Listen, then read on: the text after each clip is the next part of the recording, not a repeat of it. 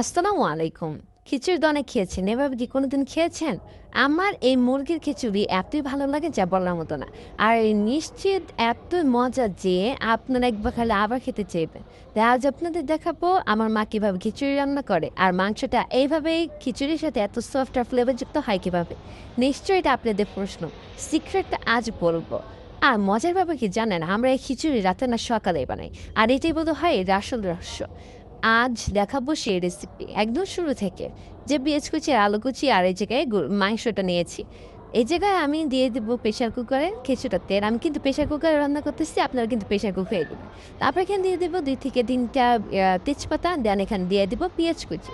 তারপরে এখানে সুন্দর করে নেড়ে নেব। তারপরে এই জায়গায় দিয়ে দিব আমি মরিচ। এখন মরিচটা কিন্তু ফ্রিজের, আপনারা কিন্তু কাঁচা মরিচটাই দিবেন। চাইলে ফ্রিজেরটা দিতে পারেন, যে যেরকম খায় আরকি। আমাদেরকে আবার ফ্রিজে রাখা হয়। তারপরে এই যে ভালো করে আমি এখানে কষিয়ে নিতেছি কিছুক্ষণ ভেজে নিলে, তারপরে এই জায়গায় দিয়ে দিব ১ চামচের মতো আদা বাটা আর দিয়ে দেবো ১/২ চামচের মতো জিরা বাটা। দেন এটা আবারও ভালো করে আমি একটু কষিয়ে নিতে আসছি। এটা কিন্তু ভালো করে কষিয়ে নিতে হবে। আর পরিমাণটা কিন্তু আপনারা খুব সুন্দর করে দেখে। তারপর এখানে দিয়ে দিব পরিমাণ মতো লবণ। যে যেরকম লবণ খায়, অনেকজন আছে বেশি খায়। আমার দাদা আবার লবণ বেশি খায়। যাই হোক, এই জায়গায় আমি আবার ভালো করে মিক্স করে নিতেছি। আমি কিন্তু আবার লবণ বেশি দেইনি, কেউ আর মনে করেন না। তারপর এটা ভালো করে আমি একটু কষিয়ে নিতেছি। দেন এখানে কিছুটা পরিমাণে পানি দিয়ে আমি আবার ভালো করে মিক্সড করে নিতেছি। আবার আমি কিছুক্ষণ এখানে কষিয়ে নিব। এই যে দেখছেন, একটু কিছুটা কষানো হয়ে গেলে এই যে কিন্তু আমি এখন মসলা দিয়ে দিব। এই যে কিন্তু আমি মরিচের গুঁড়ো দিতেছি। এই জায়গায় যেহেতু আমি কাঁচামরিচ আগেই দিয়েছি, তাই এখানে মরিচের গুঁড়ো আমি অল্প একটু দিতেছি, বেশি না। যে যেরকম ঝাল খায় আরকি। তারপর এখানে দিয়ে দিব হলুদের গুঁড়া। হলুদের গুঁড়া ১ চামচ আর 1/2 চামচ এইরকম মানে পরিমাণ দেওয়া হয়েছে। ১ চামচ আর 1/2 চামচ। তারপরে এছাড়া দিয়ে দিব আমি ধনিয়া গুঁড়া। ধনিয়া গুঁড়া দিয়ে দেবো ১ চামচ। আর এখানে দিয়ে দেবো গরম মসলা। গরম মসলার কিন্তু একটা ট্রিক আছে, এটা আপনি পরেও দেখবেন। ১ চামচ গরম মসলা দিচ্ছি, দেন আবার ভালো করে এটা মিক্স করে কষিয়ে নিতে হবে। কষানো কিন্তু মোস্ট ইম্পর্ট্যান্ট। যত ভালো করে আপনি কষাবেন তত বেশি মজা হবে। তারপর এখানে ভালো করে কষিয়ে নিতেছি। তারপর এখান দিয়ে দেবো আরও কিছুটা পরিমাণের পানি। পানিটা কিন্তু এখানে প্রয়োজন হবে তাই। পানিটা কিন্তু ২ বার দিচ্ছি, আপনি শুরুতে একবার দিয়েছিলাম আর এখন একবার দিলাম। যাই হোক, এখন এখানে খুব সুন্দর করে আমাকে কষিয়ে নিতে হবে যেন নিচে লেগে না যায়। নাড়তেই থাকতে হবে। তারপর এখানে দিয়ে দেবো গোস্ত, যে গোস্তগুলো আমি এখানে রেখেছিলাম। তারপরে এই জায়গায় আবারও ভালো করে আমি এটা মিক্সড করে কষিয়ে নিতে থাকবো। এটা কিছুক্ষণ গোস্তটা কিন্তু কিছুক্ষণ কষিয়ে নিতে হবে, তাহলে কিন্তু ফ্লেভারটা অনেক সুন্দর হয় আর মজা হয়। এটা এখন সুন্দর করে কিছুক্ষণ কষিয়ে নিব এবং একটু ভাজা ভাজা করব।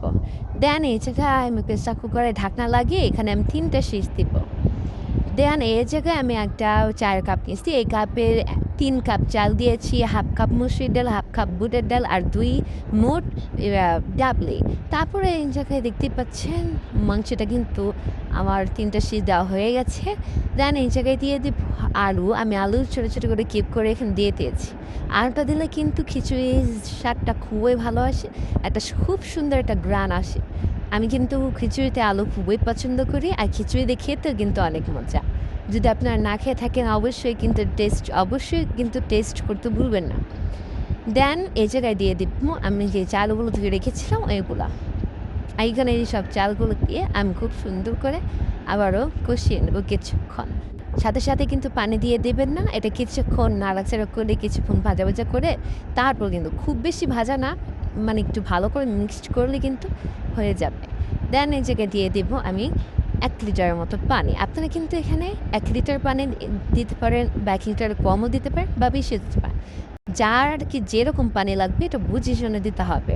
আপনার কিন্তু কমও লাগতে পারে। আমার যেহেতু বেশি লাগছে আপনাদের কমও লাগতে পারে। যাই হোক, পানির পরিমাণটা খুব বুঝে শুনে দিতে হবে। দেন এই জায়গায় দিয়ে দিব গরম মসলা। এখানে কিন্তু আমি 1/2 চামচ গরম মসলা দিছি। আপনার চাইলে ১ চামচও দিতে পারেন। আমি কিন্তু এখানে 1/2 চামচ ইউজ করছি। দেন আবারও ভালো করে মিক্স করে নিতেছি। দেন এখানে ৩টা সিটি দিয়ে হয়ে যাবে আমাদের এই মজাদার খিচুড়ি। আর এটা যদি গরম গরম খিচুড়ির সাথে একটু ঘি বা ভাজা মরিচ দিলে কিন্তু স্বাদটা আরও বাইরে যাবে। রেসিপিটা ভালো লাগলে অবশ্যই ট্রাই করবেন আর কমেন্টে জানাবেন কেমন হয়েছে। আর অবশ্যই লাইক, কমেন্ট, শেয়ার করতে ভুলবেন না। আর অবশ্যই সাবস্ক্রাইব করবেন এরকম সুন্দর সুন্দর ভিডিও পেতে। আর অবশ্যই ভালো থাকবেন, সুস্থ থাকবেন ইনশাআল্লাহ।